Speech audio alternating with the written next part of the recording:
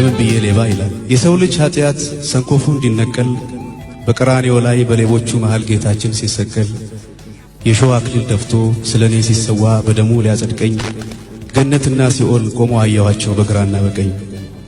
በግራው መስቀል ላይ እርቃኑን ተሹሞ ሊሞት ያለው ሌባ ጥሩ ቃል ተናግሮ ገነት እንዳይገባ በእጅ አመሉ ላይ የአፍ አመል ጨምሮ ባልተወደደ ቃል መሲሁን ተናግሮ ነፍሱን አጣደፋት ለሲኦል ቀጠሮ።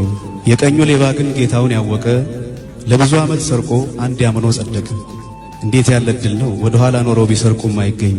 ምን ነው የዛን ጊዜ በቀኝ በኩል ያለው ሌባውን ባረገኝ ብዬ አሰብኩና በቁጭት እንዳለው የመስቀሉ ምስጢር ለነፍሴ ጆሮ ግንድ አንድ እውነት ሹክ አለው።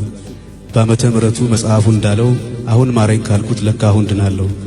እንዲህ ከሆነማ ታዲያ ለምን ብዬ ያውም የዛ ዘመን ሌባ ሆናለሁ ይላል።